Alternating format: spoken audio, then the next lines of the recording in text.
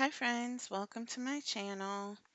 That currently has only two videos, but hopefully we're going to change that soon.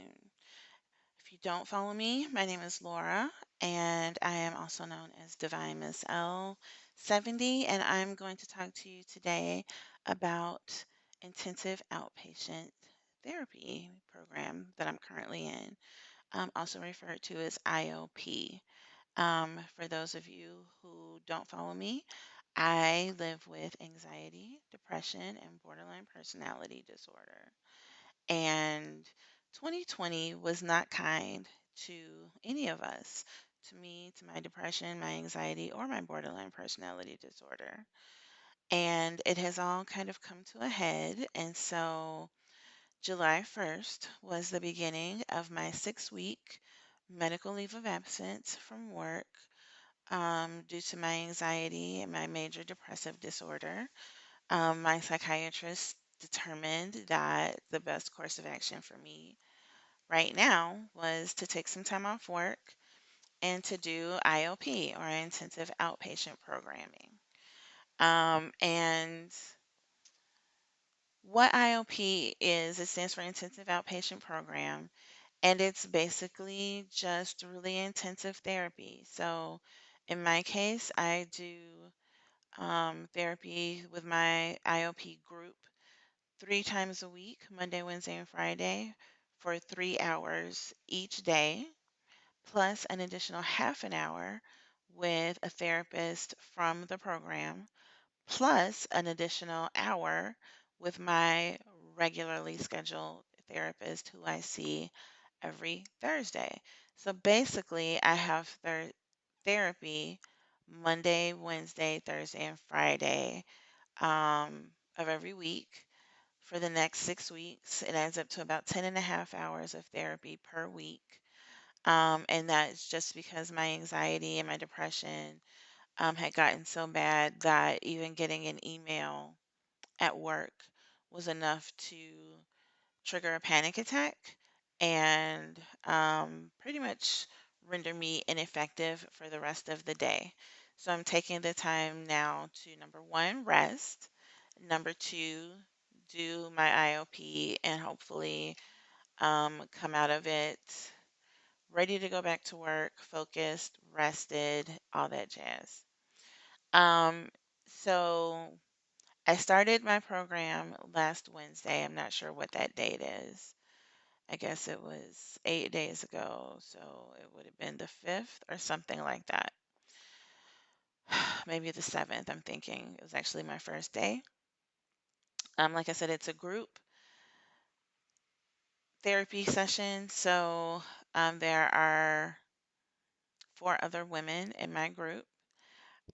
Um, Being new to the group, I'm not super familiar with everybody in the group, but so far everybody's really nice. Getting signed up for IOP wasn't the easiest process in the world.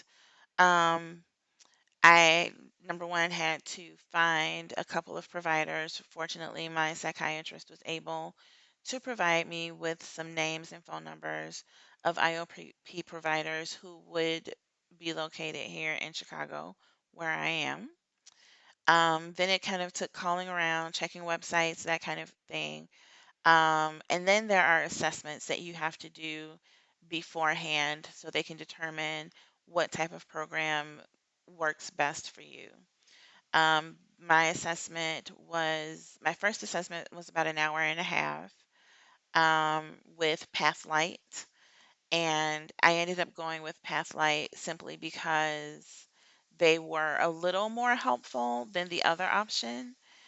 And I didn't want to have to do the assessment again with another organization. So it's pretty invasive set of questions that they ask you. Um, I mean, they basically ask you everything: your medical history, your psychiatric history, um, suicide attempts, that kind of stuff. They ask you about any trauma you've been exposed to. They do tell you that you can answer as much or as little as you would like, but I did feel pressured to share more. I didn't share more because although she did seem like she was trying to push me to share more, I don't really respond well to that. And so it basically made me share less than probably what I normally would have if she hadn't been pushing to get me to share more. But that's just me, my personality. So if you have a similar personality, that's just something to be aware of that they do kind of push to get more information, but you don't have to give it. Um, Once the assessment was done, then it was check with the insurance company, which I had already done on my own, but then they have to do it. And someone from their business office called me and let me know that I was covered, what my copay was going to be, the whole 9 yards. I did have to pay a $300 deposit, which was a bit of a stretch for me, and I know it's not something that everyone would be able to afford. So I understand that I am making this video from a place of privilege because not everyone is going to have access to the health insurance and the benefits and the money to be able to, number one, take 6 weeks off of work, and number two, pay $300 out of pocket for the deposit for ILP, and number three, have health insurance that will cover 6 weeks of an intensive outpatient program. So I am also aware of that. Um, and it wasn't the easiest process to get started. I feel like they could have made it a lot easier, particularly because it's a mood disorder and anxiety program. I feel like they could have made it easier for people to get through the process. For example, when they called me to do my orientation, um, I asked if she had confirmation that my insurance was going to pay, and she wasn't sure. She referred me to the business office. Things like that, I feel like could be things that um, they should just know. Once they're coming to schedule your orientation, you should know whether or not my insurance is going to pay or not, um, because people are going to ask. So that's just one of my pet peeves with starting IOP. As far as how it's going, um, I'm not a huge fan of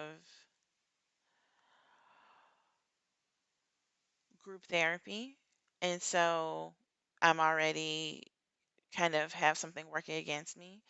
Um, the way this program is set up, we do DBT on Mondays, acceptance and commitment therapy on Wednesdays, and then social and emotional learning on Fridays.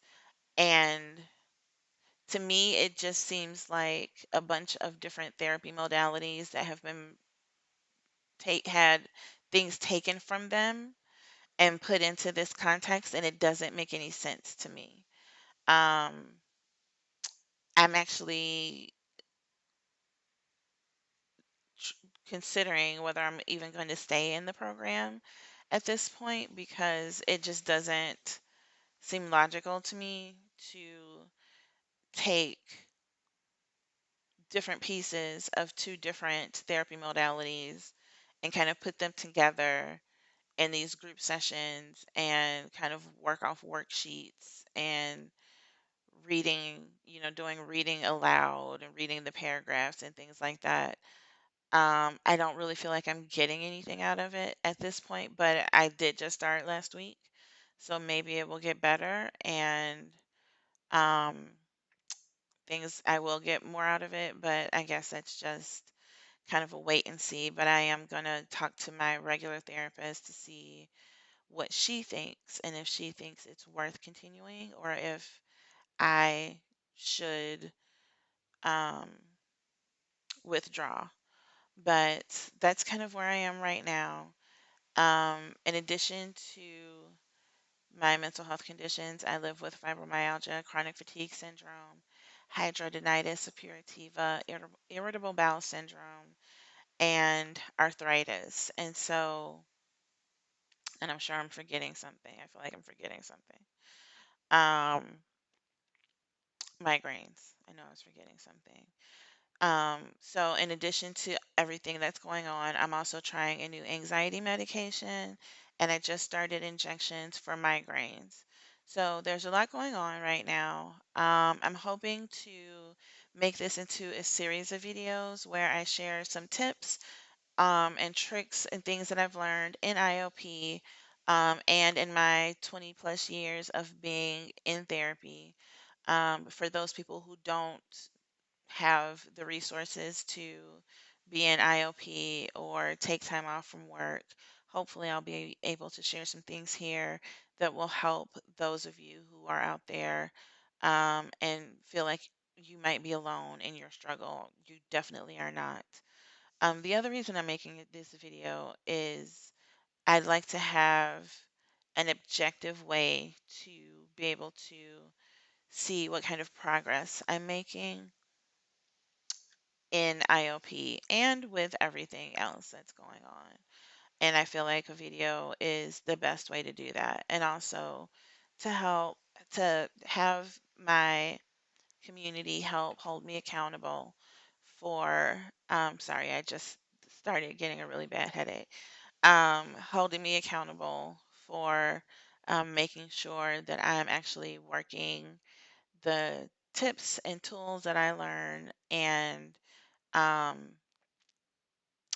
just am moving in the direction to live my best life. So if you want to follow along, you can find me on Instagram at DivineMissL70, or you can just follow me here on YouTube. You can hit the bell to be notified when I post a new video. Um, Thanks for watching. I hope to see you guys again soon. Bye.